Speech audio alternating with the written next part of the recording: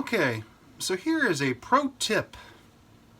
A pro tip for you on this beautiful Saturday.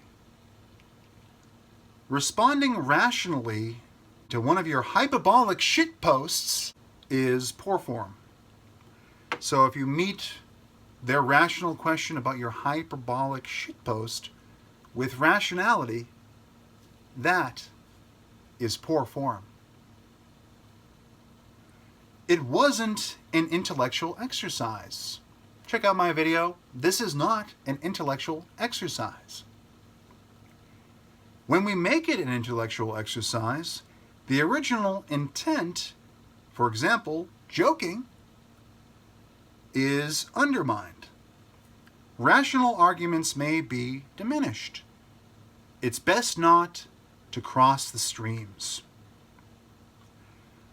So what this is saying, responding rationally to a rational inquiry, you might think, hey, if somebody is using science, they're using reason, they're operating with the scientific method, they're asking great questions on their epistemological journey, they're trying to work things out, make the calculations correct, they're asking rational, reasonable questions.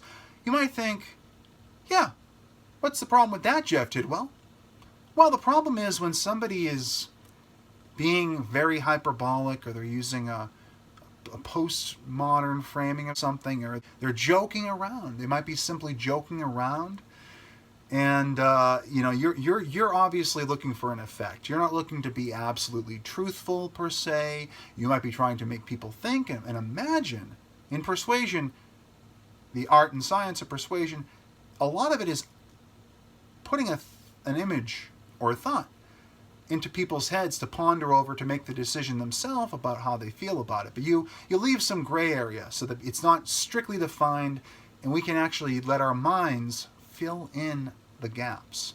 So there's certain people that say things more for effect. You want to have an effect on people. And it might be a good effect. It might be an effect where there's no benefit in terms of monetary. There's no like backdoor way for them to take your money or anything like that. But it's looking for a specific effect, maybe being funny, maybe putting this idea forth and letting people think about it.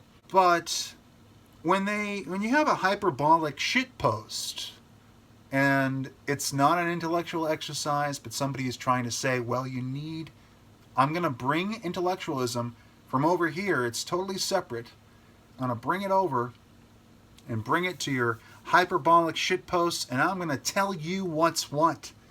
Because even though it's clear you're using a lot of hyperbole, you might be trying to make people laugh, you might be trying to make people think, here's something you need to know. Here's the rational answer. Here's the reasonable answer.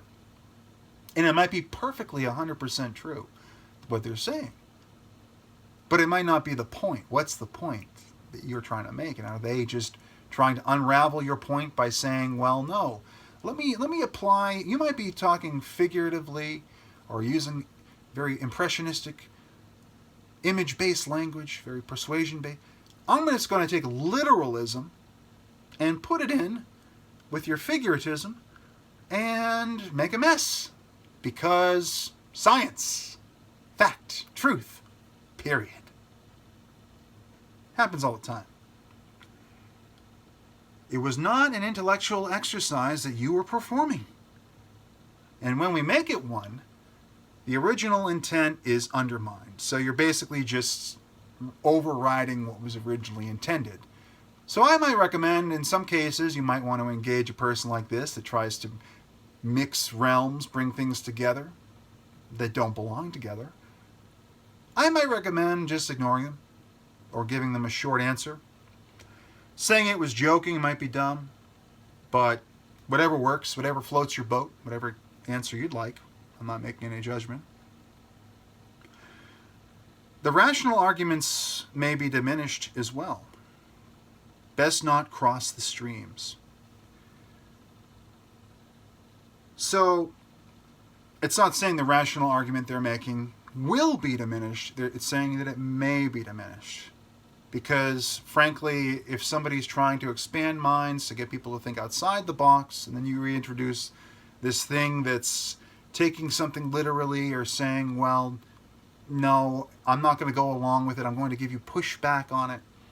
That's fine. We have freedom of speech. We have free speech as a human right. And I like to, I'm not putting any limits on dialogue. I'm not trying to censor anybody. I'm just saying that it's poor form. It's a pro tip. It's a recommendation. It's not, it's a prescription more or less. It's not necessarily a hard and fast rule, a hard rule. It's just a little thing that I would say I've seen. It can be mildly frustrating sometimes when you're trying to have fun, you're framing things a certain way, and then somebody tries to unravel what you're doing with the one string that might be there. That's fine. It's all well and good. They might get entertainment value out of that, but it's still poor form because it ignores the context of what's going on. And like I said about private and public, if you ignore the context of when and how something was said, well, it changes the meaning. It changes the meaning. So there's that one.